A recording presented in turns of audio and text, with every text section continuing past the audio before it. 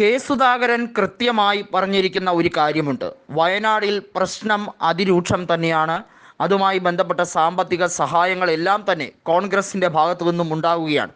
കേരളത്തിലെ കോൺഗ്രസ് മാത്രമല്ല, കർണാടക സർക്കാർ, നിലവിൽ കോൺഗ്രസിൻ്റെ നേതൃത്വത്തിൽ സർക്കാരുണ്ട്, അവർ ശക്തമായ ഇടപെടൽ നടത്തുകയാണ്. അവർ പുനരധിവാസത്തിന് വേണ്ടിയുള്ള വീടുകൾ നിർമ്മിച്ച് നൽകുന്ന ഉൾപ്പെടെയുള്ള കാര്യങ്ങൾ കൃത്യമായി പറഞ്ഞിരിക്കുകയാണ്.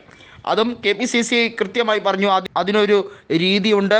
ആ പ്രോപ്പർ ചാനൽ കൂടെ തന്നെയായിരിക്കും ധനസമാഹരണം ഉൾപ്പെടെ നടത്തുന്നത്. അത് ഒരക്കം പോലും തെറ്റാതെ അത് ജനങ്ങളിലേക്ക് എത്തിക്കുക എന്നതാണ് ഇപ്പോഴത്തെ കോൺഗ്രസ് പ്രവർത്തകരുടെ ഏറ്റവും വലിയ കടമ്പയായി മാറിക്കഴിഞ്ഞിരിക്കുന്നത്. അതിന് മുഖ്യമന്ത്രിയുടെ ദുരിതാശ്വാസ നിധിയിലേക്ക് കൊടുക്കണം എന്നത് ഒരിക്കലും ആരും പറഞ്ഞിട്ടില്ല. മുഖ്യമന്ത്രി അങ്ങനെ പറയുകയാണെങ്കിൽ അത് കോൺഗ്രസ് പ്രവർത്തകരെ ബാധിക്കുന്നതല്ല. UDF ഒറ്റക്കെട്ടായി തന്നെ ഈ ദുരന്തഭൂവിലുണ്ട്.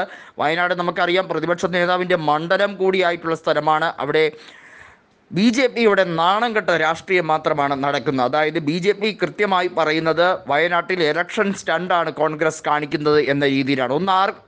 ഒന്ന് നോക്കണം, 300-ലധികം ജീവനുകൾ നഷ്ടപ്പെട്ടു.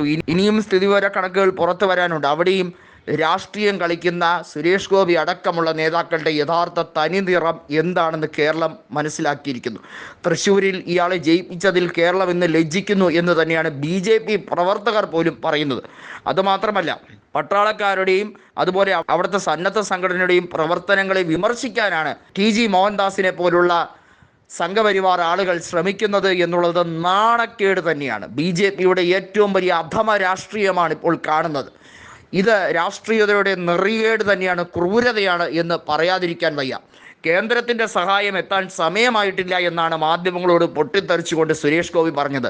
ഒരു മന്ത്രി എന്ന രീതിയിൽ ഒരു ഉത്തരവാദിത്വമില്ല, ഒരു പ്രതിബദ്ധതയുമില്ല ഇദ്ദേഹത്തിന്. വെറുതെ ഇലക്ഷൻ സ്റ്റണ്ട് മാത്രമായിരുന്നു എന്നുള്ളത് വ്യക്തമാക്കുന്ന രാഷ്ട്രീയ രീതിയാണ് സുരേഷ് ഗോപി അവലംബിച്ചിരിക്കുന്നത്. മാത്രമല്ല, ഇതുവരെയും കേന്ദ്രമന്ത്രിമാരാരും ഇവിടെ സന്ദർശിക്കുന്നില്ല. വല്ല തെരഞ്ഞെടുപ്പോ ഉപതെരഞ്ഞെടുപ്പോ എന്തെങ്കിലും വന്നാൽ അടിക്കടി സന്ദർശിച്ചുകൊണ്ടിരിക്കുന്ന BJPയുടെ രാഷ്ട്രീയ മുഖം എന്താണെന്നുള്ളത് എല്ലാവർക്കും അറിയാം. ഈ തനി നിറം വെളിച്ചത്താകാൻ വേണ്ടി തന്നെയാണ് കോൺഗ്രസ് പ്രവർത്തിക്കുന്നത്.